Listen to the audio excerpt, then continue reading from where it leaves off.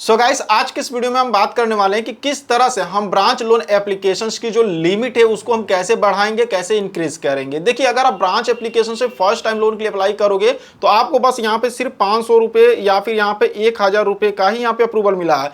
ऐसे में अगर आप मान लीजिए कि लिमिट आपको बढ़ाना है, आपको यहाँ पे 500,000 का लोन नहीं चाहिए, आपको मान लीजिए कि यहाँ पे 10,000 का लोन चाहिए या फिर आपको यहाँ पे 15,000 का लोन चाहिए या फिर 50,000 का लोन चाहिए, तो ऐसे में आप लिमिट को कैसे बढ़ाएंगे। सबसे पहले गाइस, आप यहाँ पे स्क्रीन पे देख सकते हैं मेरी अभी यहाँ पे जो ब्रांच एप्लीकेशन लोन की लिमिट है वो 15,000 रुपए हो चुकी है, लेकिन मुझे भी यहाँ पे फर्स्ट टाइम 500 रुपए का ही लोन मिला था।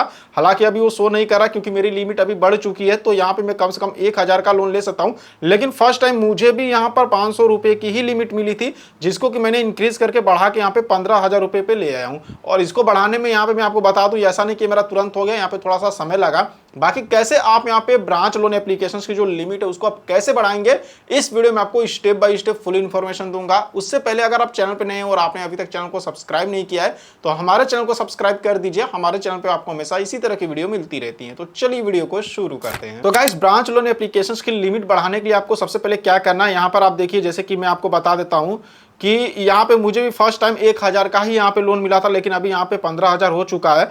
तो आपको सबसे पहले क्या करना है कि यहाँ पर आपको, अगर आप ब्रांच एप्लीकेशन लोन अप्लाई कर रहे हो तो यहाँ पे इसका जो रीपेमेंट है वो आपको टाइम से करना है। लेकिन यहाँ पर कई सारे लोग कुछ गलतियां हैं जो कि करते, जो गलती आपको नहीं करना। अब क्या गलती है कि जैसे कि मान लीजिए कि यहाँ पर आपने 15,000 का लोन लिया, ठीक है, 15,000 का लोन लिया, मान के चलिए आप लिए हैं 12 महीने के लिए, ठीक है, 12 महीने के लिए आपने मान लीजिए कि 15,000 का लोन लिया। अब कई लोग यहाँ पर क्या गलती करते हैं कि ये 15,000 का लोन लिए वो 12 महीने के लिए, और यहाँ पे मान लीजिए एक ही महीने बाद इसका पूरा यहाँ पे रीपेमेंट करके लोन को क्लोज करवा देते हैं, ठीक है।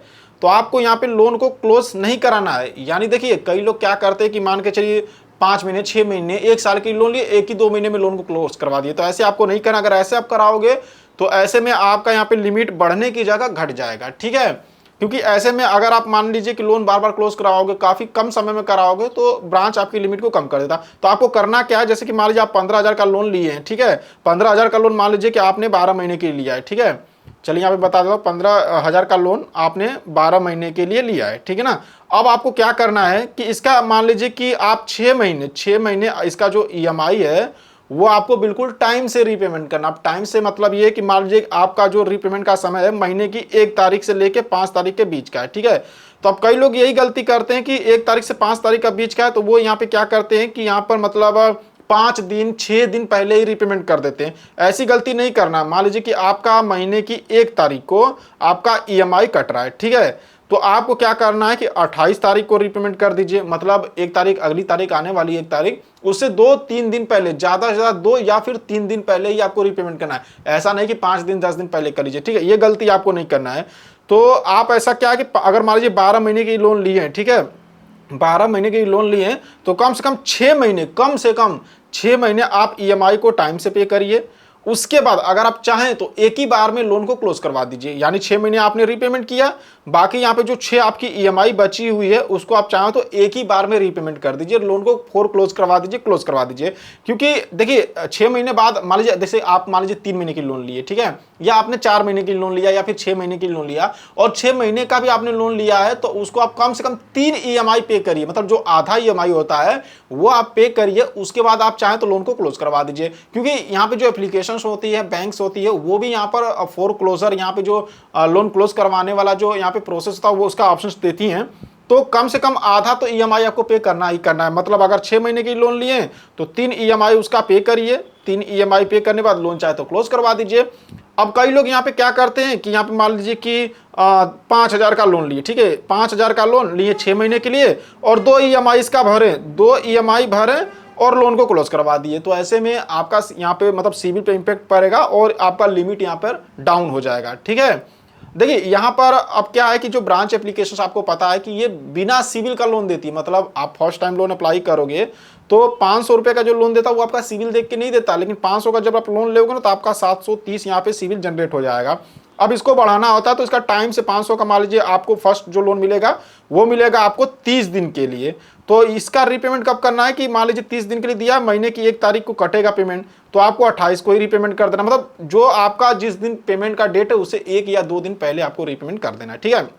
अब ये आप मतलब तरीका अगर अपनाओगे तो ऐसे लिमिट बढ़ेगा। अब हम बात करते हैं दूसरे तरीके की। अब कई लोग क्या करते हैं कि मान लीजिए आपने ब्रांच एप्लीकेशन से 5,000 का लोन लिया, ठीक है, वो क्या करते फिर लगे दूसरे एप्लीकेशन में ट्राई करने, मतलब और भी जो एप्लीकेशन से लोन वाली वहां पे जाएंगे, ट्राई करने लगेंगे।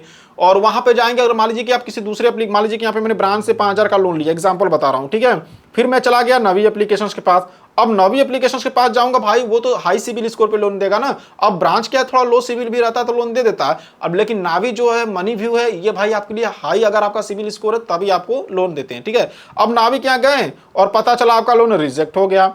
अब लोन जो आपका ये रिजेक्ट हुआ ना, ये आपके सिविल में इंक्वायरी जाता है। फिर नावी से लोन नहीं मिला, फिर आप चले गए मनी व्यू के पास, फिर चले गए और अदर एप्लीकेशंस के पास। तो बार बार अगर आपका लोन रिजेक्ट वो एप्लीकेशन कर रही है तो आपके सिविल में इंक्वायरी जाता है, जिसके वजह से जब ब्रांच बाद में अगर लिमिट बढ़ाने के लिए आपका चेक करेगा कुछ दिन बाद, जब आप रीपेमेंट कर दोगे, मान लीजिए 5,000 का मैंने रीपेमेंट कर दिया, और जब इसका रीपेमेंट करने के बाद जब मतलब रीपेमेंट कर दोगे तो ब्रांच लिमिट आपका बढ़ाता है 1-2 दिन बाद, जैसे आप पेमेंट करोगे तो 1-2 दिन बाद लिमिट बढ़ाता है। तो वो आपका सिविल फिर चेक करेगा, जब सिविल चेक करेगा देखेगा बहुत सारी इंक्वायरी है आपके सिविल में, तो इससे भी आपका लिमिट नहीं बढ़ाता, ठीक है। तो ये भी गलती आपको नहीं करना है, ठीक है ना। तो देखिए अगर आप यहाँ पे ब्रांच एप्लीकेशन से लोन लेना चाहते हैं, लिमिट को बढ़ाना चाहते हैं, तो ये तरीके आपको अपनाना है, तभी जाकर यहाँ पर आपका लिमिट बढ़ेगा। आप देख सकते हैं कि मैंने इसी तरीके से यहाँ पे पहले मेरा 500 रुपये था, ठीक है, 500 रुपये का मैंने लोन लिया था, जिसको कि यहाँ पे टाइम से मैंने रीपेमेंट किया। आपको ध्यान देना कि टाइम से आपको रीपेमेंट करना है, एक भी ईएमआई मत छोड़िएगा, भले हो तो 1 या 2 दिन, ज्यादा से ज्यादा 1 या 2 दिन पहले ही आपको रीपेमेंट करना। ऐसा नहीं कि 5 दिन 10 दिन पहले रीपेमेंट कर दीजिए, ऐसे गलती नहीं करनी, ठीक है। और एक बार मैं आपको दिखा देता हूं कि देखिए जैसे मेरा लिमिट अब बढ़ चुका है 15,000 का, ठीक है, और अगर मैं 15,000 का लोन लेता हूं तो ये लोन देखिए मुझे कितने दिन के लिए दिया जा रहा है, 90 दिन, 180 दिन, 240। तो ऐसा करिए कि अगर आपको भी 90 दिन का ऑप्शन मिला तो 90 दिन को ही सेलेक्ट करिए, कम दिन को सेलेक्ट करिए। अब जैसा कि हमको बहुत जल्दी जल्दी बढ़ाना था, हम 90 दिन को सेलेक्ट कर लिए। अब यहाँ पे देखेंगे जो भी लोन का डिटेल से सब कुछ यहाँ पे देखने को मिलेगा।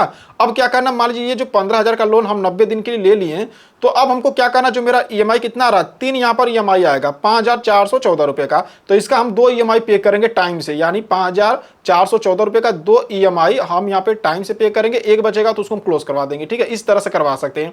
तो इस तरह से मतलब आप जो लोन है उसको टाइम से रीपेमेंट करके, या फिर आप ध्यान दीजिएगा बहुत सारे लोग यही गलती करते हैं कि वो यहाँ पे 2 महीने में ही रीपेमेंट कर देते, मतलब 6 महीने की लोन लिए 2 महीने में रीपेमेंट कर दी। तो ऐसी गलती नहीं करनी है, इन चीजों का आप ध्यान दीजिएगा, बाकी आपका जो लिमिट यहाँ पे बढ़ जाएगा। और एक चीज मैं आपको और भी बता देता हूँ कि भाई लिमिट बढ़ने में थोड़ा समय लगता है, महीना 2 महीने का समय लगता है। यहाँ पे मेरा एक ही बार में लिमिट नहीं बढ़ा, इसमें भी मेरा 2 से 3 महीने का समय लग गया, ठीक है।